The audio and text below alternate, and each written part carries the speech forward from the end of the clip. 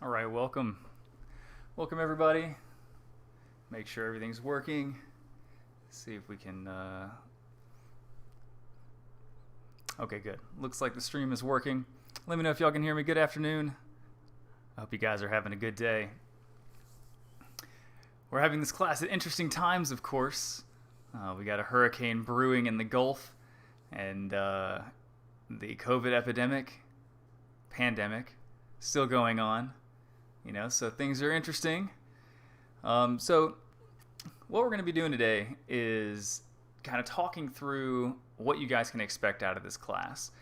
I'm going to be essentially going over the nuts and bolts of this class, telling you about like the books, the assignments, how your grade is going to be calculated, how you can find information on Canvas. I'm going to talk about myself, of course, and introduce myself to you guys.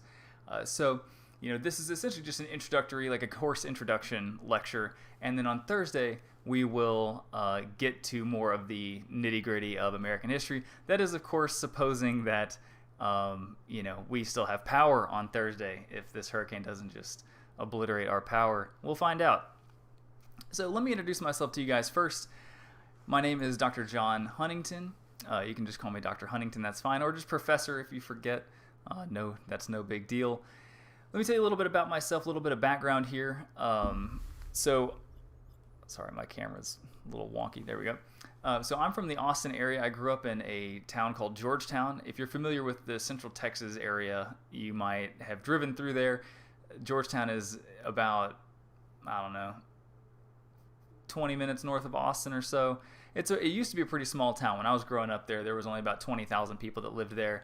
Nowadays, it's a little bigger. It's got about 60,000, about the size of Kingwood nowadays. But so I grew up in a pretty small town, the Friday night lights, football crazed, small town in Texas type of thing. After graduating from high school, I went to Texas Tech for my bachelor's in history. I studied Russian language, and I also studied Russian history for my bachelor's. And I graduated from Texas Tech in 2006. I loved history so much and was excited to continue doing my education that I ended up going to graduate school at Texas Tech starting in 2007 and got a master's degree in history as well in 2009. This time, though, I didn't study Russian history, although I continued studying Russian language. This time I studied American diplomacy, and so I kind of pivoted towards studying American history. After I finished my MA, though, I was pretty burnt out on school. I'm sure some of you guys can identify with this. In the United States, you go from kindergarten through high school, and then if you go straight into college, you're in school for what seems like forever. And so after 2009, I was really burnt out on school and wanted to, get out of school, get a job, make some money kind of thing. And so I moved to Houston, which is where my parents had moved, and got a job teaching high school. I worked at, if you're from the Houston area, you might be familiar with the Harmony charter school system. That was where I worked. I worked at a Harmony school called Harmony School of Advancement, which is up on the north side of town off of the Beltway. And so I worked there for roughly about 3 years or so, and I enjoyed my time teaching high school. I really enjoyed it, but I felt like I had business left unfinished, right? I always wanted to get a PhD, and so I went back to school after I left that job in 2012, went to the University of Houston and got a PhD in American history. So I finished my dissertation and graduated with a PhD in 2016. My dissertation and my specialization as a historian is on American politics in the 20th century, specifically focusing on political movements, in particular far-right movements. I kind of study radical conservatism in the 20th century. And I do consider myself a professional historian.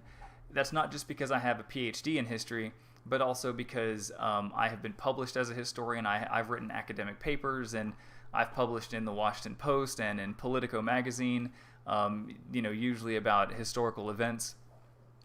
And I'm working on a book right now for the University of Pennsylvania Press that's based on my dissertation. And so I very much consider myself an academic, right? A professor, a historian, a scholar in so many words. So that's kind of my educational background, but I do have interests, outside the realm of education, of course. I think there's one more slide. There he is. So that's my lovely wife in the middle. We got married a couple years ago, and when we first started dating, one of her like things was, she's like, if you're not gonna travel, like, this isn't gonna work, essentially. And I was like, well, I'll travel, that's fine. And so I've ended up doing a lot of traveling, but it's not because traveling is something that I was originally passionate about, but more so that my wife was like, made me passionate about in a way. And I've grown to love traveling. That picture of us is at the top of Mount Washburn in Yellowstone National Park. This summer we went to the Great Smoky Mountains National Park, and so camping, hiking, being outdoors, these are some of my other kind of hobbies, I suppose, that I enjoy. The picture on the left is from Guatemala. That's the ruins of Tikal. Guatemala is a great country. I highly recommend people go there. And so I've ended up doing a lot more traveling than I ever thought I would. My wife, of course, has been to every continent except for Antarctica. So she's very, very widely traveled. I am not quite there yet. The guy on the right, that's my dog. His name is Shadow. He's actually right below me right now, chewing on a bone. So if you hear random noises or the jingling of a collar, or barking, he is prone to barking at loud noises. He's still a puppy, so he's still figuring things out. So that's just him. He's a mess. We're still working on him. He's a work in progress. So let's talk about the class itself. So what I'm going to do from this point forward is go through the class, talk about the ways to get in touch with me, talk about the materials you're going to need, the books you're going to need, what sort of assignments you're going to be doing, what the format of the class is going to be, how to deal with Canvas, this sort of stuff. So the easiest way to get in touch with me is either my email, which is just john.huntington@hccs.edu, or you can send me a message in Canvas itself. Canvas messaging, I believe, is the university's preferred method of contact, meaning that they prefer students use Canvas as the kind of official messaging system, which is fine. You can message me in Canvas, and I'll show you where to do that here in a minute. And it just goes right to my email, so I get it immediately, and I try to reply, within about 24 hours. So sometimes it takes a little longer depending on if it's a weekend or if I'm in the midst of grading a whole bunch of stuff or something. So sometimes it takes a little longer, but I generally try to answer you within a day. I do have an office. I mostly teach at HCC Central, which is in Midtown. I've been there for about 2 years. Before I worked at HCC, actually, I taught high school at a public high school in Cy-Fair ISD called Langham Creek. Some of you may have heard of it. And after working there, I started working at HCC full time. And so I have an office at the San Jacinto building at the central campus there. But because of the pandemic, none of the campuses are really open. And so I'm not really having classic office hours where students come and visit me in my office because our offices are not even open. So that's a thing. And we'll figure that out as we kind of go throughout the semester. Let's talk about books. So books are important. I'm a big fan of books. I have 2 bookshelves in this room full of books, and history classes are very much about reading. So we will be doing a good bit of reading in this class, but I don't assign a textbook. If you got the email that I sent before the semester started, I sent that email because for some reason the bookstore lists the textbook as required, and it is not. So let me tell you why. So textbooks serve a particular purpose. I think textbooks can be great, and in fact, I'm a big fan of the textbook that is listed for this class, which is called Give Me Liberty by Eric Foner. Eric Foner is a fantastic historian. He's one of the, if there was like a Mount Rushmore of historians of the 19th century, he would definitely be on there, right? He is a great historian, and his book is fantastic too. However, I think that textbooks tend to be a little dry in terms of their readability. I often find that students are not excited to read the textbook, and sometimes you just have to grit and read something you don't want to read. And I understand that. But I generally try to assign things that I think students will be interested in reading.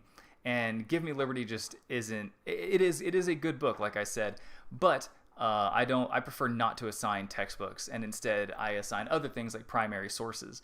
However, if you don't have a lot of experience with American history, say for example, this is your first time taking an American history course, or it's been a while since you've taken an American history course, it might be worth it to buy an edition of Give Me Liberty and kind of read along as we go throughout the semester, because it is important, I think, to have that supplemental knowledge, because since this is a general course, I can't cover everything in my lectures, and so it might be helpful to have a book that you can read kind of on the side. And notice that I did say an edition of Give Me Liberty. I think the 5th edition is the most current edition. However, if you were to buy the 4th edition and read it on the side, no one would notice or care.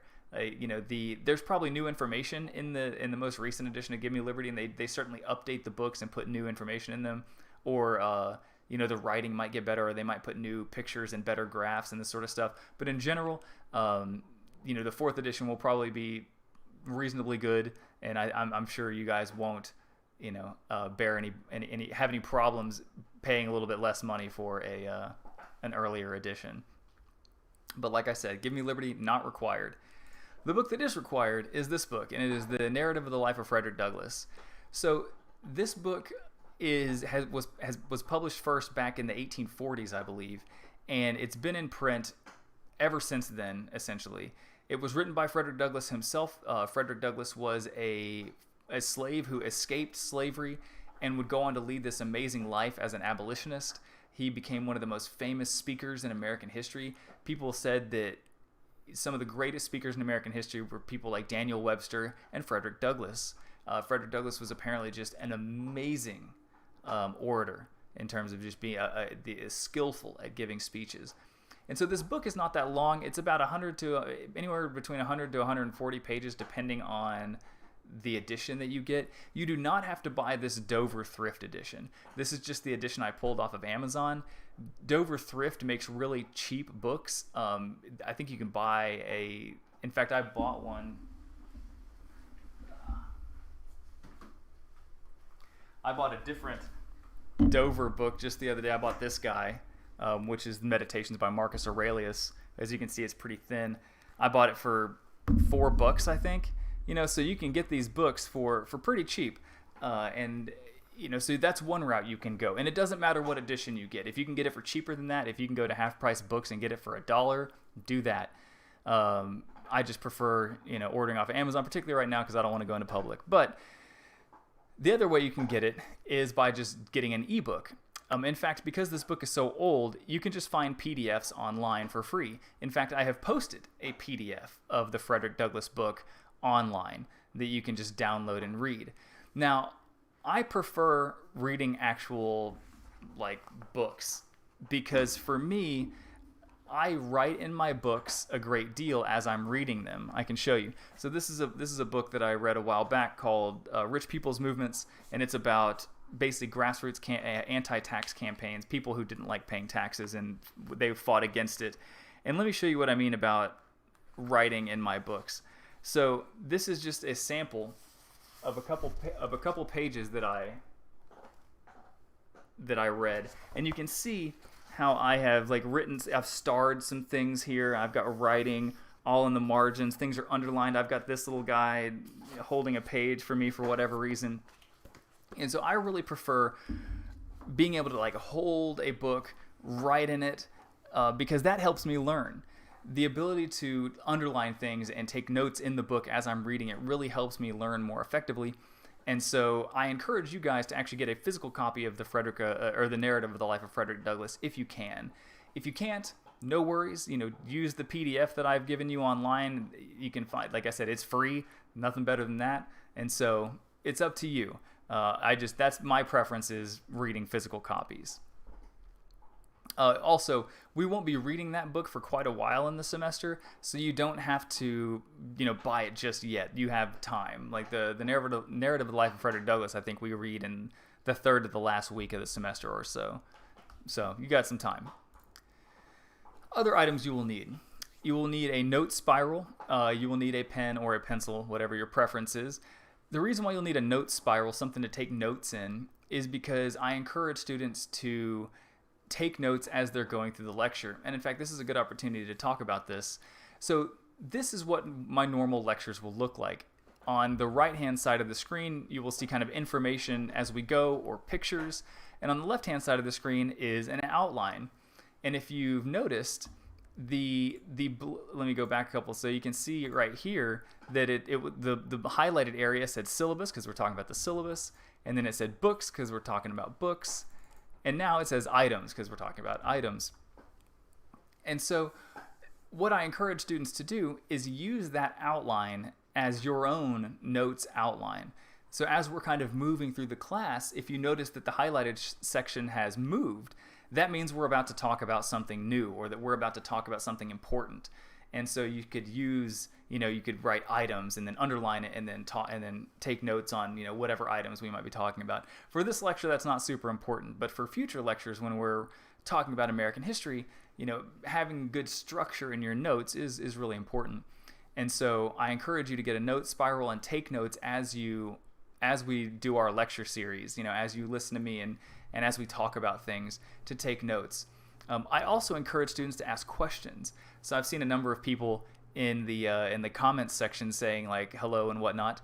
And if you have questions while I'm lecturing, please ask them in that chat function, because I want this to be while this isn't quite live, this is live, I am streaming to you, but I can't see you guys or hear you guys because we're not using Zoom or WebEx, because those programs are faulty and they might mess up. I feel like yesterday WebEx was down for half the day, which is why I use YouTube Live, because I know it's reliable and I know how to use it. But I want you guys to feel free to ask me questions while I'm teaching.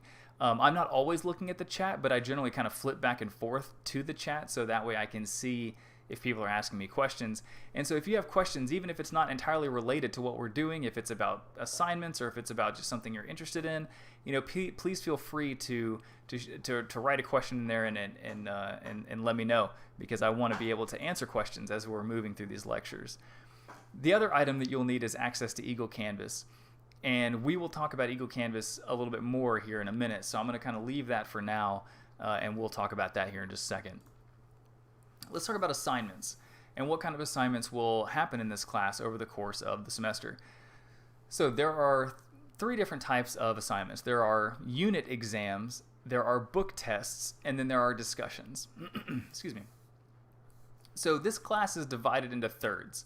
There is the first third, or the first unit. There is a second unit in the middle of the class, and then a third unit that's the end of the class. And at the end of each unit, there will be a unit exam. So there will be 3 unit exams over the course of the semester. I only count the highest 2 unit exams, which means that the lowest of your 3 unit exams gets dropped at the end of the semester. The reason why I do that is because, students inevitably, I think, struggle a little bit with the first exam, because not necessarily because it's hard, but because students are learning how to study appropriately for a history class. They're learning how they work as a student, right? What kind of studying methods work for them, like improving writing skills, like these sorts of things. And so over the course of the semester, I generally see improvement, and I think I would rather the 2 highest scores, which I think are more indicative of a student's effort, count than perhaps that low score that maybe someone earns, at a random point in the semester. Plus, times get hard, right? Like, we're about to get hit by a hurricane, maybe. The coronavirus is still going on. And I would hate to punish somebody for having a bad week and not doing well on an exam. And so I always drop the lowest unit exam grade. The second type of assignment is the book test. That test is over the narrative of the life of Frederick Douglass. That exam cannot be dropped. It is near the end of the semester, as I indicated earlier. The unit exams are, all my exams are entirely writing. So if you're one of those people that was really hoping for multiple choice exams, I'm sorry. I do entirely written exams. The unit exams are all essay. There will be 2 essay questions per exam. And then the book test is short answers. So it'll be like 4 or 5 questions, and you just have to write kind of a short paragraph about each answer. So not like a long essay. The discussions will be held online or through WebEx. I haven't quite decided that yet, and I'll show you a little bit more information about that. But there will be 5 of them. The first one some of you have already seen, which is the Introduce Yourself discussion.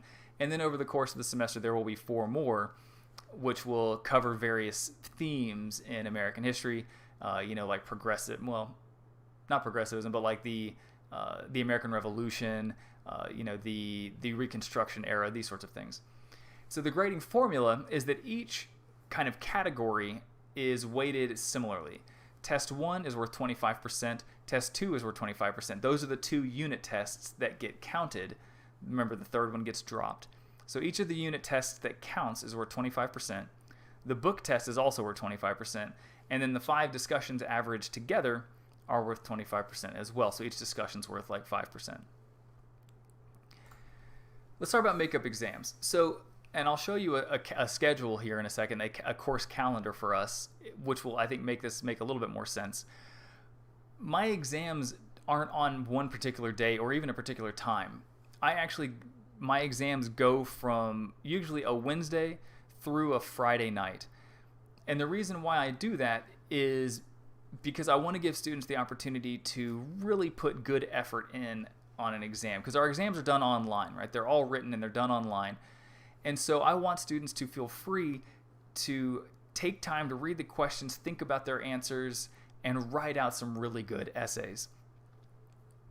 And so I give multiple days for students to do that. Additionally, it's possible that sometimes, if I schedule the exam exactly on class time, it's possible that you have, something happen in your life, right? You're sick, your child care fell through, you got called into work, right? These are all realities that we all have to deal with. And so rather than, saying, well, you missed the exam, sorry about you, I have one, lengthened the amount of time that you have to complete the exam, but 2, I do allow makeup exams, but there are kind of requirements around the makeup exams.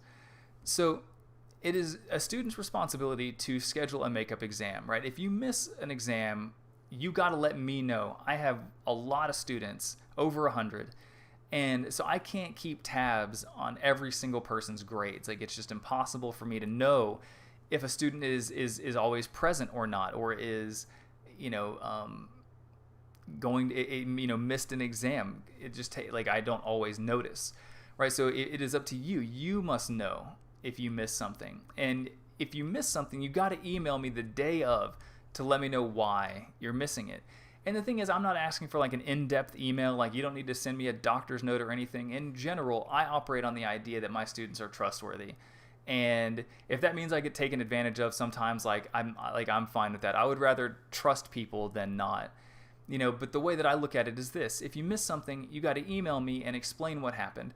And like I said, it doesn't have to be anything crazy. Just let me know, like, hey, like, I'm ill, went to the doctor, whatever, and I couldn't do it. Or like, man, I got called into work and I wasn't able to complete the assignment. Those are valid things that happen to people. And so once you email me, then we can say, okay, when can you make it up? Let's set a schedule, like this sort of thing. But if you don't email me, then I can't do anything about it, right? If you don't let me know that you missed something and why you missed it, all that I'm left with is like, hey. See what I'm talking about? This guy. Look at him. Hold on. Shadow. Look at the students. He's very upset right now. Look at him. Hey, what are you doing? He's very upset. Somebody made a noise outside and he couldn't believe it. But so let's keep going.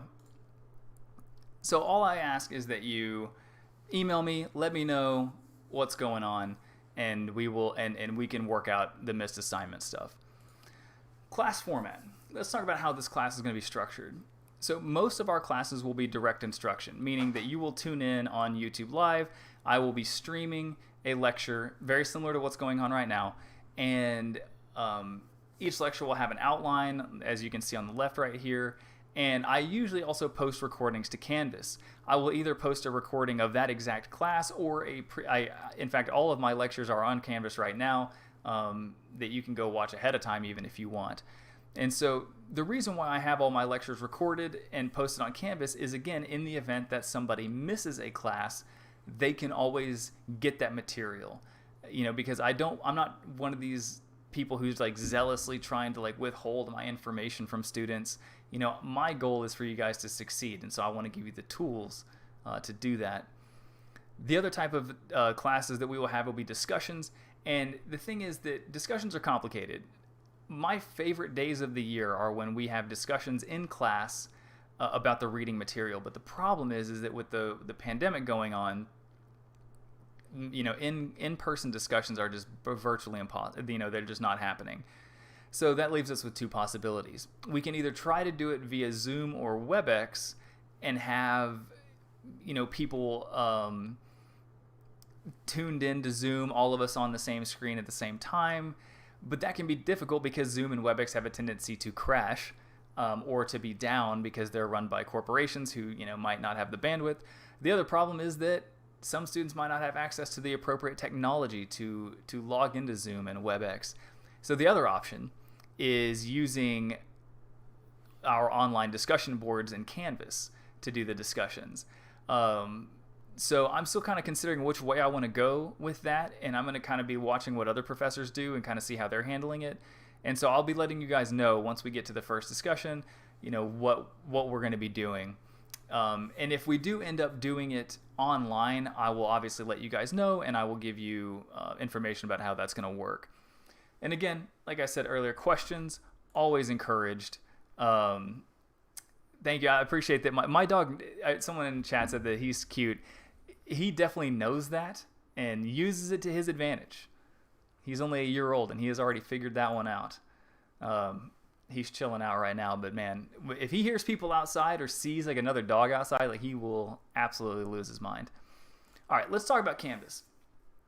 So if you just Google HTC Canvas, it'll basically, take you to this place where you log in and it'll drop you right here to your dashboard. Your dashboard shows you what classes you're taking. And so for us, this is my dashboard, so it shows all the classes that I'm teaching. But for you guys, it'll show you the classes that you're taking. So I want to spend just a hot second. Where is it? There we go. Going over what Canvas looks like for you guys. So this is the Canvas shell for our class, right? And I'm going to kind of show you how the early week or so is going to work and how you can kind of navigate through to find the information that you need. So this is the very beginning page. As soon as you click on our class, it'll drop you right here, and you just click down here with the Start Here module. So once you do that, it'll take you to the very beginning of the course, and it's basically like, hello, this is me. And then you can kind of scroll down and hit next, and it'll take you through basically the stuff that I've talked to you about today. Maybe a little bit different. There will be some more information here, but it's essentially going over the basics of the course. So that's like my introduction page. This one gives us the course basics page, right? Like the fact that this class is a flex campus class, which means that at some point in this semester we're supposed to be partially in person, although the first 6 weeks of this course are online, and I'm not really convinced that we're ever going to be in person this semester, because I don't know if you guys have been paying attention, but other colleges have reopened and had a lot of problems.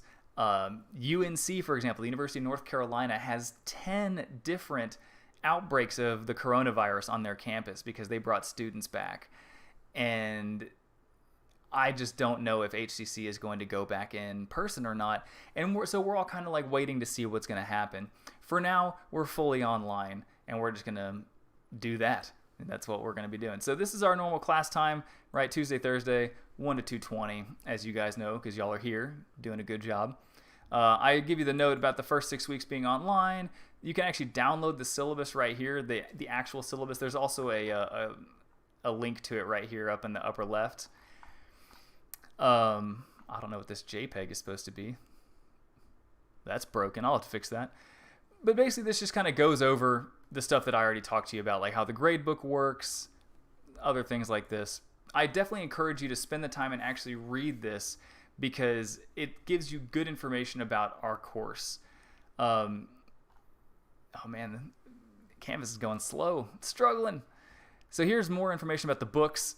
You can actually download the Frederick Douglass book right here. I have a link to it, and you can just click on that and download it. There's more information about the tests right here. There's information about the discussions right here. So you can see these. This is basically just an introduction to the course, very similar to what we've been doing today, just with a little bit more information. But I wanted to spend just a minute talking about this. So this is the course calendar. And as I mentioned earlier, this course is divided into 3 units, and the units have firm opening and closing dates. So Unit 1 opens on August 24th and then closes September 25th. That's when the Unit 1 test is concluded. Unit 2 opens on September 26th, then right after Unit 1, and then closes on October 30th with the Unit 2 exam. Unit 3, same thing, opens on the 31st of October and then closes with the Unit 3 exam, which is basically the final exam on December 10th. I don't do a traditional final where it covers like the whole course. I never liked that type of testing as a student, and so I'm not going to do it as a professor. And so the final exam for this class is basically just another unit test. This is the schedule for this semester. And of course, this could change, right? This could very easily change as we kind of move throughout the semester. But so you can see today we're doing the syllabus, like course introduction type stuff. Next time on Thursday, theoretically, again, we have a hurricane, in the Gulf. Theoretically, we will be doing a lecture on first contact, meaning like pre-Columbian societies, Native Americans, exploration, like this type of stuff. And then, of course, we will move on. Week 2, we'll be doing the English in the New World, the colonization efforts, the origins of slavery, like all this kind of stuff. We get to our first discussion, week 3, with the discussion of Anne Hutchinson. That will be on the 8th of September. And again, I will give you a little bit more information about how that's going to work once we get there. Note that it's highlighted in blue, as are all the discussions highlighted in blue throughout the course of the semester. And now here's the unit test, right? So right up here it says begin Unit 1, and then the Unit 1 test is right here. And it's listed as the 24th of September because that's a Thursday. But the Unit 1 test actually opens on the 23rd of September and closes on the 25th. You can actually see this if you go over here to assignments. It will show you, well, it's not showing it right now because it's not available because I have it closed off. But when the test is open, you'll be able to see that it is open. It's open starting on the 23rd through the 25th. So you get like a 3-day window to work on the test. And then so on, right? So begin Unit 2, lectures, discussions, unit test ends that unit, and then begin Unit 3, so on. We're not having class for Thanksgiving. Instead, I'm going to assume that you guys are working very diligently on preparing for the final and reading this stuff right here. We technically should be having class on this day, but generally I give my students that day as a holiday to continue working on other things that I've assigned over the course of the semester. All right, let's keep going. So we're going to keep clicking the next button down here. This page is about COVID-19, which is very important. And basically, the coronavirus has thrown all of our lives into chaos in some ways. I'm sure some of us have been much more affected than others. I think it's likely that this class is fully online for the rest of the semester. I think that I don't know if we will ever go back in person this semester, but we just don't know yet. But I created this page so that students would have access to the college's frequently asked questions page. There's also information about financial aid and student resources that are available to you guys about the coronavirus and what the college is doing to help students.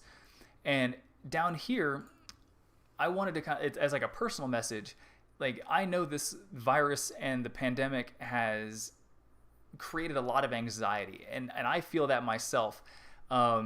Everybody has the normal concerns of like family and money and children and bills and housing, food, these types of things, just the basic needs. And the coronavirus has made those concerns worse, right? It has exacerbated many people's anxieties about what life looks like right now. And I recognize all of this. And so I wanted to let you guys know that HCC does offer counseling services. And if you are interested in this, you can go down here. It's part of your student fees, I believe. And so you can click on this and learn more information about counseling if you feel like that's something that you need. I also wanted to say that, because this time period is unprecedented, which is a word that's getting used a lot right now, I am going to try to be as gracious as I possibly can about students' issues, right? If you're having trouble of any kind, right, whether that's mental health issues, whether that's sickness, whether that's family issues, whether that's childcare, and it's affecting the way that you're able to take this class, please let me know, because I can't help you if I don't know what's going on, right? And you don't have to explain it. Like, I'm not trying to pry into your personal life, but more so, I want to be able to help you if there is something going on, because I might be able to point you to somebody who can help, or I might be able, we can try to figure out a way that you can make up certain assignments if you get sick for 2 weeks, or something like this. So if there's something going on, even if it's not coronavirus related, let me know, and we can try to kind of sketch a path going forward. Because like I said, success starts with mental and physical health, right? You have to be mental and physically healthy to succeed, particularly in a thing like college, where it takes a lot of brain power to work through these classes. So after the coronavirus page, there's a lot of stuff that the kind of college asks me to put in here about, like communication, about ability services, and this is all important information, right? How to succeed in online courses. I think these are all very, very important things to know. So I would encourage you to go through this, and if you have questions, click on these links and read about it. And the reason why I'm getting through all of this is because in order to get to the very first discussion where you introduce yourselves, you have to actually click through all of these things. So you need to go through here and click through all of the Start Here module. And eventually, I also think it's important that you set your notification preferences so that you get announcements, because I do post announcements quite a bit, giving students updates on what's going on. I'll probably be posting an announcement, if not tonight, tomorrow morning, about the hurricane. But so finally, after you get through the Start Here module, you'll get to the first discussion of the semester. Looks like this. It says Introductions, Meet and Greet. And you can just reply, I can just type, I'm just going to type, I think I already did this actually. So you can just hit, reply and then type in your stuff, and then you hit post reply, and then you can also read other people's responses and reply to them as well. So that's how the discussions will work if we do them fully online for the rest of the semester. You do need to do this discussion in order to earn credit for it, and I've got the instructions right here about introducing yourself and responding to your classmates. One thing I also want to show you is that this left-hand panel right here with all these links is really important, because the home page takes you right back to the very beginning of the Start Here module, right? This kind of splash page. The syllabus takes you to the syllabus page, which gives you kind of like all the information that can be found in the Start Here module, just on a different page. The announcements takes you to the announcements, and I posted the announcement earlier today about the lecture and the time and this kind of thing. There's also the assignments page. There's also the grades page, which will I'm not going to click on it, but it will show you your grades as we kind of proceed throughout the semester. One thing I wanted to show you though is this link right here to modules. So if you ever miss a lecture and don't know where to go, but you missed a lecture on, let's say, the colonial crises and the origins of slavery, you can go right here to modules, and you can see that I have clicked through all these appropriate links and done this stuff. There will be, once you've clicked through all the links and you've answered the introduction, the meet and greet, this unit will open up to you. And here, let's do that. Let's do that real quick. I'm just gonna type a test reply here. I thought I already did this, but apparently not. All right, so you can see people are already responding, which is good. So let's go back to the modules. Okay, and so now you can see that the full rest of the modules has opened up. So Unit 1 is now available because you completed all of the Start Here module.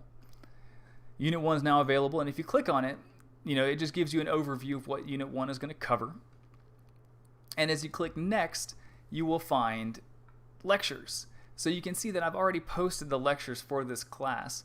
Now, that's not to encourage people to not attend my live lectures. I prefer lecturing live because it allows me to interact with students, and I think that that's such an important part of education. However, like let's say you miss the lecture on colonial crises and the origins of slavery. So you go to the modules and you scroll down and you're like, oh, there it is, right? And you can click on it and you can watch a recording of it. It's it's basically the exact same lecture that I'm going to be giving this semester. So the reason why I show this is just to let you guys know that you will always have access to the lectures that I'm giving, whether or not that's live or recorded. They will be there for you, to have access to. The other thing I wanted to show you is that over here on this side right here, there's a thing called inbox. That's where you can send me mail in Canvas. You can click on that inbox and you can send me messages essentially. Or like I said earlier, you can send me emails. It's up to you. Okay, back to the PowerPoint, and we're getting close to the end here. So I want to spend a brief minute talking about expectations for this class. So my expectations for this class are that students come to class prepared, ready to learn. When you're logging in to watch my lectures, have your pen and pencil ready, your spiral ready. Most importantly, though, and this is particularly important because we're going to be doing online discussions, or maybe in the Zoom discussions, that I want people to be respectful of one another, even if they disagree with somebody. There are times in American history. American history is rife with disagreement, and those disagreements can come into the classroom. But if you disagree with somebody, you must be respectful towards them, even if you don't like their opinion. However, that being said, I have a zero tolerance policy for racism and sexism, homophobia, gossiping, any sort of negative talk about your classmates, any sort of disparaging remarks. That stuff will get you straight up removed from my class. I think the world, as my wife would say, the world needs more kindness. And so I like to think that we should practice being kind to each other in here. Remember that we're kind of all in this together, particularly in this moment that we're all living through right now. The last bit pertains more to if we ever do go back in person, is to be responsible with your technology. That includes laptops and cell phones. But even if we do something like a Zoom meeting or a WebEx meeting, be responsible. Know how to mute your mic, know how to turn off your camera if you need to, this sort of thing. The other expectation I wanted to talk about is about cheating. Cheating is a constant concern for professors. I generally don't have too big of a problem with it, but it does happen. The biggest problem I usually have with cheating is plagiarism, because all of my work is written. Plagiarism means, as it says down here, using another person's words or ideas as your own without properly citing, or basically just like stealing somebody else's ideas or their writing and turning it in as your own. I've had problems with plagiarism in the past, but I do have methods to catch plagiarizers, even if they put it through like a thesaurus spinner. Like I've caught them in the past. If you plagiarize a test, that is an automatic 0 on that assignment. If you plagiarize again, that is an automatic 0 for the course, and I will just give you an F, and then that's the end of it. So please don't plagiarize. I know that plagiarism is often a reaction, sometimes out of a sense of desperation. The idea that you feel like the essay that you're writing isn't good enough, or that you're going to get a bad grade. But let me tell you, I would much rather read a bad essay that I know was written by you than read a plagiarized essay that I know wasn't written by you. Because the reality is that you're not going to become a better student by stealing other people's ideas and not working on your own critical thinking skills. So just don't do that, man. I hate giving people zeros for plagiarism. So just don't do it. So the last thing I want to do before we kind of conclude for the day is talk about why take history courses. Why essentially are you guys in this class? And I'm sure, I obviously can't hear all of you, but I'm sure all of you in unison said just now it's required. So why are history courses required? So way back in the day, in like the late 1800s and the early 1900s, a bunch of educators came together and tried to think of the best way to kind of form an educational curriculum. How do we help students learn, essentially? And what they decided was that history should be a required course for a number of different reasons. And that the course that people take over time has changed over the years. At first, it was like a Western Civ course, and then it was like an American history. We require Texas history in Texas in 7th grade. You also take American history in high school, along with usually a world history in high school. If you were a go-getter, you might take like AP European history or something. But so why study history? I want to kind of like drill down on this idea of why study history and why, is it important? And so the first thing I want to talk about is developing skills. History is a great course for skill development. And that might seem odd sometimes because people are like, well, what skills can I learn in history that are going to transfer to my other careers, right? Because people are going to, after this class, people's lives are going to take a whole bunch of different directions. People could go become doctors. They could become engineers. They could become car mechanics, right? They could become firefighters. They could do any number of things. But the skills that you learn in history classes can apply to every single one of those careers. You're going to be learning critical thinking skills. You're going to be learning how to frame and mold an argument in this class, right? How to take information and then think about it and put it together in such a way that makes an argument, right? It's the same sort of thing we all did as kids, when you really wanted to go to a cool concert or whatever and your parents were like, no, you can't go. You had to think about it and you were like, how can I convince my parents to let me go? And you start coming up with reasons. That's the same thing that historians do, just on a different level, right? We read documents and then we form theories and ideas and try to understand why things happened. And that's what you guys are going to be doing too. You're going to be making arguments about various parts of American history. That's a skill that translates to every other field, right? Doctors, engineers, nurses, right? All of these different applications. These people have to file reports. They have to write things. Critical thinking skills apply in every single field. And in general, being a well-read person is good just for the body politic, as it were, right? It's good for a society to have a well-educated population. And so skills, I think, that you learn in here can definitely translate to other fields, even if it doesn't seem like it at first. So history is more than just facts and figures. It's also very much about learning and teaching skills that will help people develop over time. Writing is one of those skills, and I can speak very personally on this. When I started out as a historian, and really even as a student, especially as a student, I wasn't that great of a writer. It was something that I really struggled with, and there are two ways to get better at writing. One is to read books. If you read books, you'll read good authors and learn writing techniques. Even if you don't realize you're learning them, you'll be taking them in as you read. And the second way to get better at writing is to write.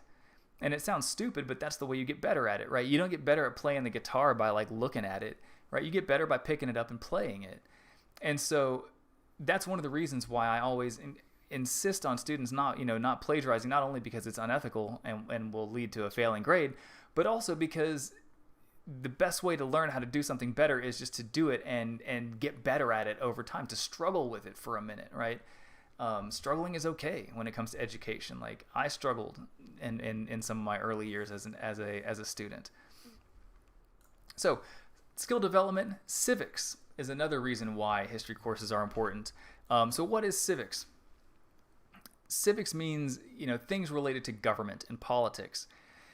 And this was part of the reason why the educators back in the day wanted to make history a required course. And the reason why is because it leads to a healthier body politic, a healthier society.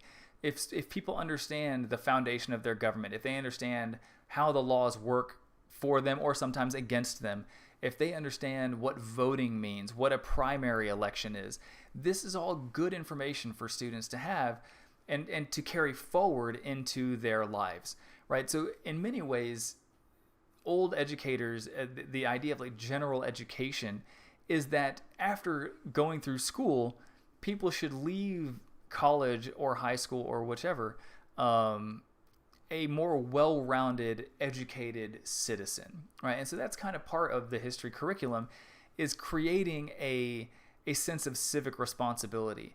And I really encourage you guys, to vote. I'm sure you all know that this is an election year, right? 2020, Joe Biden, Donald Trump. It's going to be a doozy. And, we are really living through history literally right now with not only that election, but also with the coronavirus going on. We are going to be telling our children and grandchildren for the rest of our lives about what living in 2020 was like. Think about all the memes and the jokes that have been created these days that it's just like, oh man, 2020 just won't stop. And with the hurricane in the Gulf, it certainly seems that way, doesn't it? But so, long story short, I hope that you guys get a sense of, maybe if not civic responsibility, an understanding about what voting is like, what the foundational aspects of the government are like, and how you can participate in the political system of this country. The last thing I wanted to talk about before I kind of like cap it all off is philosophy. And I'm not going to sit here and kind of stroke my beard, and which I don't have right now, but I'm not going to sit here and stroke my beard and talk about philosophical ideas, but more so the idea that over this course, I hope that you guys understand the general philosophies that have brought us to where we are as a society. Like I said earlier, I feel like a lot of times people look at history as memorization of facts and figures, and that's totally not what history is. History is about understanding like the underpinnings of a society. So for example, in this class, we're going to talk about the Enlightenment. We're going to talk about theories of democracy. We're going to talk about why the founders created a republic rather than a true democracy. We're going to talk about racism and white supremacy and how that philosophy affected the South rather than the North, and why these types of societies or these regions were different. And so it's important to understand kind of like where you came from, because it helps explain why we are the way we are today. And so ultimately, what is history, right? History is really a story of us. And there was a whole TV series made a number of years ago called America, the Story of Us. And I loved that name, the title of it, because that's how I've always viewed history. As I said, people look at history as like this memorization of facts and figures, but that's totally not what history is. History is about understanding how we got here. And I don't mean that as like a what is the meaning of life type of thing, but more so, why did the structures exist today that exist? Where did they come from? How did the structure of our society come to be the way it is? And so, historians don't sit around memorizing dates. We read documents and put together arguments and write books, and that's what you guys are going to kind of be participating in, because ultimately what history is a story about ourselves. And that story changes over time, because the things that were acceptable in the 1950s might not be acceptable today. They might be abhorrent, and totally ill thought of. And so over time, our perception of history shifts as our society shifts. And that's a really interesting idea, the idea of history changing, because most people think it's just like a set of facts and figures, but it's actually not. History is really all about interpretation. So I like to end this lecture, this kind of like beginning day lecture, with this quote by Dwight Eisenhower. Dwight Eisenhower was the overall commander of Allied forces during World War II. He's the man who is most famous for kind of brainstorming and coming up with the D-Day invasion. And he said that accomplishment will prove to be a journey, not a destination. And I've always loved this quote, because when people set out to do something, right, to accomplish a goal, their eye is always on the thing that they want to accomplish. But what Eisenhower here is saying is that really what helps you accomplish those things is the journey, right? The getting there that's important. It's not just the thing that you want to accomplish, but it's the getting there. And a good way to look at this is education, right? At the end of this, I'm hoping that some of you, all of you, finish your degree at HCC after 2 years. And then maybe some of you move on to a university, or some of you, maybe you don't finish at HCC and you transfer to a university ahead of time, or you get like a workforce degree and go work, as an electrician somewhere. But these classes that you take along the way, that's part of the journey, right? And I hope that my class is a cool, important part of your journey. I hope to make this class fun. I'm sure you guys can tell I'm very passionate about history. And so I'm hoping that, this class will be fun for you. And I'm glad that you guys are here with me on this journey together as we kind of like go through American history, at least the first half of it. So I'm going to, I looked at the chat. I didn't see any questions, but I'll keep the stream going for a second. If you guys have any questions, I'm happy to answer them. Otherwise, I'm going to cut the stream off here in just a minute and let you guys go. Remember that we do have another lecture on Thursday that, again, theoretically, if the hurricane doesn't come and just absolutely obliterate parts of the city, they still don't know if it's coming and going to hit Houston or if it's going to hit Beaumont or somewhere in between. It's still kind of unknown. Either way, I want you guys to be safe, right? Go get some water, get some food, fill your car up with gas, do all the appropriate things that you need to do to, to not get to survive a hurricane. They're saying it could be a wind event, so it's more like flooding isn't so much a concern. They think that wind damage will be the big concern.